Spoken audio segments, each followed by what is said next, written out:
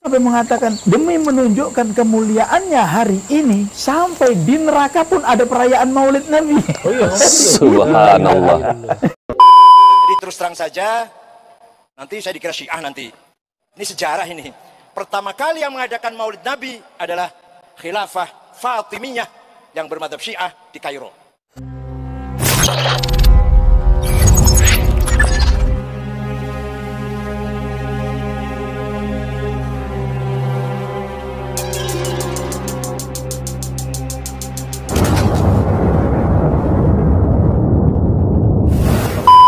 Bismillahirrahmanirrahim. Assalamualaikum warahmatullahi wabarakatuh. Alhamdulillah, jumpa lagi di channel YouTube Maisha Al-Fatih. Bagi teman-teman yang belum subscribe channel YouTube ini, silahkan klik tombol subscribe-nya dan jangan lupa aktifkan tanda loncengnya agar teman-teman semua mendapatkan notifikasi video-video terbaru dari channel YouTube ini. Di dalam video ini, sobatku semua, kita kembali membahas tentang kisah kurafat para habaib. Nah, kali ini teman-teman kita akan dengarkan ceramah dari Habib Novel Al-Idrus, yang mana di dalam video ini beliau menjelaskan bahwa di dalam nerakanya Allah, Abu Lahab merayakan Maulid Nabi, teman-teman. Setiap hari Senin, beliau mendapatkan minuman dari surga karena beliau bergembira dengan kelahiran Nabi kita, Nabi Muhammad SAW. Oke, langsung saja, mari kita simak videonya. Karena satu hal itu, Abu Lahab yang sudah tabbat yada Abi Lahab, nas Al-Quran divonis langsung oleh Allah Ta'ala, manusianya masih hidup, tempatnya neraka.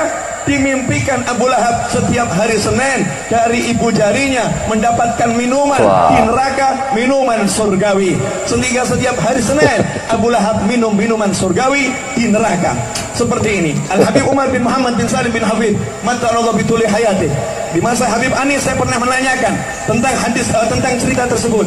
Maka apa komentar Habib Umar? Habib Umar mengatakan Allah Ta'ala ingin membuat Maulid Nabi hatta finnar, sampai di nerakanya Allah.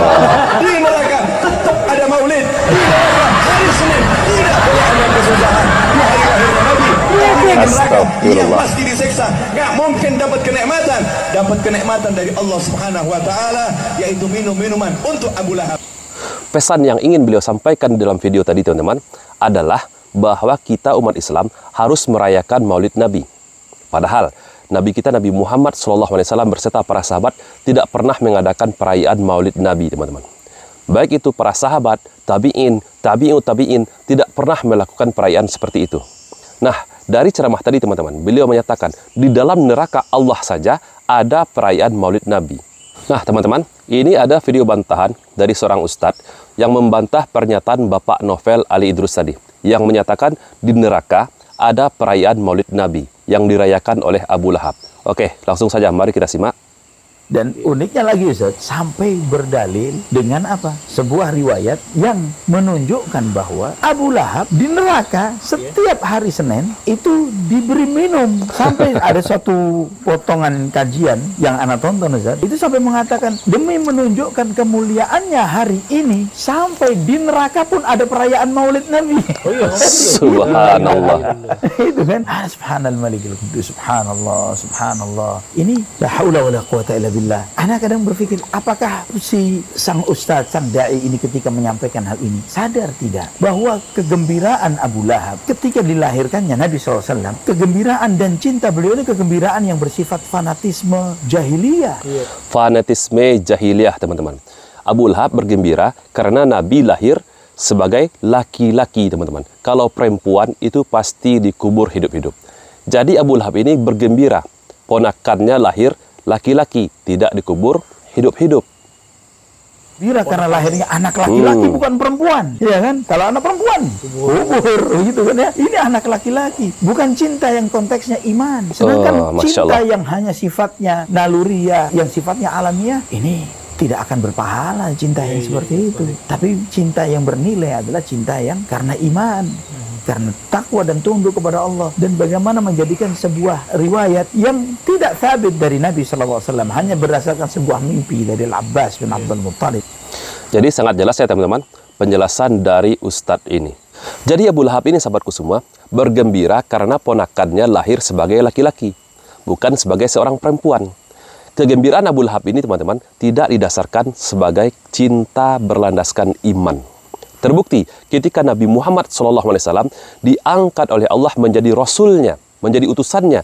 Terbukti bahwa Abu Lahab ini memerangi Rasulullah SAW sampai Abu Lahab itu meninggal dunia, teman-teman semua. Nah, kembali kepada Maulid Nabi. Sekarang mari kita lihat, Maulid Nabi ini berasal dari mana? Sudah jelas, Maulid Nabi itu bukan berasal dari sunnah Nabi kita, Nabi Muhammad SAW beserta para sahabatnya. Juga tidak berasal dari para tabi'in. Begitupun juga dari tabi'ut tabi'in. Tidak pernah para sahabat, tabi'in dan tabi'ut tabi'in melakukan perayaan Maulid Nabi. Lalu bersumber dari mana Maulid Nabi ini? Maulid Nabi pertama kali diadakan oleh Al-Mu'izz Lidinillah, Khalifah Fatimiyah yang membangun khilafah di Mesir pada tahun 361 Hijriah. Yang membangun kota Kairo, gubernurnya namanya Jauhar As-Sokli. Yang membangun Al-Azhar, yaitu Al-Mu'izz Al-Qahir Lidinillah. Jadi terus terang saja, nanti saya dikira Syiah nanti. Ini sejarah ini. Pertama kali yang mengadakan Maulid Nabi adalah khilafah Fatimiyah yang bermadzhab Syiah di Kairo. Dari penjelasan Bapak Kiai Haji Akil Siraj tadi, teman-teman, dijelaskan bahwa Maulid Nabi itu pertama kali diadakan oleh dinasti Fatimiyah, oleh Khalifah Fatimiyah yang bermazhabkan Syiah. Jadi pertama kali Maulid Nabi itu diadakan oleh orang-orang Syiah, bukan syariat dari agama kita, bukan dari Nabi kita, bukan dari para sahabat, ataupun dari tabi'in maupun tabi'ut tabi'in. Tapi pertama kali diadakan oleh orang-orang Syiah. Pertanyaannya, kita sebagai orang Sunni yang mengaku sebagai Ahlus Sunnah wal Jamaah, kenapa kita harus melakukan perayaan Maulid Nabi? Yang mana ini adalah amalan orang-orang Syiah. Di dalam video ini, sahabatku semua, ada pengakuan dari seorang tokoh Syiah di Indonesia yang mengakui bahwa Maulid Nabi ini adalah ajaran Syiah. Syiah lah yang pertama kali membawakan acara Maulid Nabi atau perayaan Maulid Nabi. Nah, bagaimana videonya? Langsung saja, mari kita simak. Bapak dan ibu-ibu, saya punya tesis, saya punya teori bahwa ini adalah usaha salafiyah, salafiyin, wahabiyin, bukan usaha Ahlussunnah wal Jamaah. Salafiyin yang ingin memecah belah antara NU dengan Syiah. Dia menyatakan bahwa salafiyin yang ingin memecah antara NU dengan Syiah. Oke, kita ulang lagi. Bapak dan ibu-ibu, saya punya tesis, saya punya teori bahwa ini adalah usaha salafiyah, salafiyin, wahabiyin, bukan usaha Ahlussunnah wal Jamaah. Salafiyin yang ingin memecah belah antara NU dengan Syiah. Jelas ya? Salafiyah yang ingin memecah belah antara ulama-ulama sunnah dengan Syiah. Salafiyah yang ingin memecah belah antara ulama-ulama sunnah dengan Syiah. Salafiyah yang ingin memecah belah antara ulama-ulama sunnah dengan Syiah. Maulud bid'ah, orang Syiah yang pertama yang membawa maulud yang dipakai oleh Ahlussunnah wal Jamaah. Maulud bid'ah, orang Syiah yang pertama yang membawa maulud yang dipakai oleh Ahlussunnah wal Jamaah. Jelas? Haul, orang Syiah yang pertama membawa haul dan dilanjutkan oleh NU. Tabarruk, berkah, ziarah kubur, tawassul, solawatan rami-rami adalah semuanya tradisi Syiah yang juga dilakukan oleh Ahlussunnah wal Jamaah.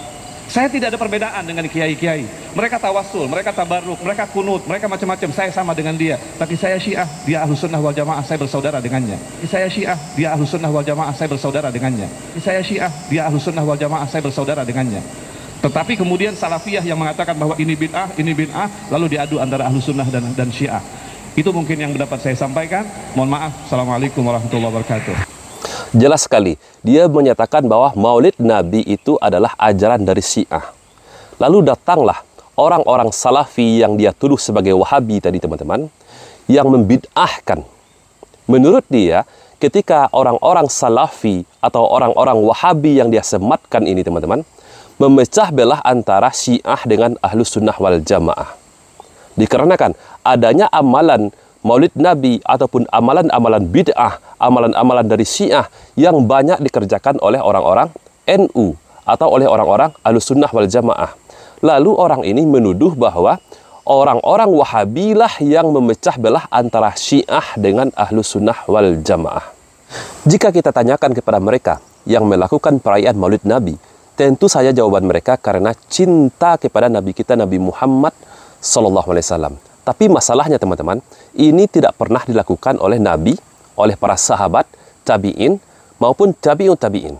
Pertanyaannya, apakah para sahabat, tabi'in, ataupun tabi'un tabi'in tidak mencintai Rasulullah? Nah, inilah yang disebut dengan bid'ah.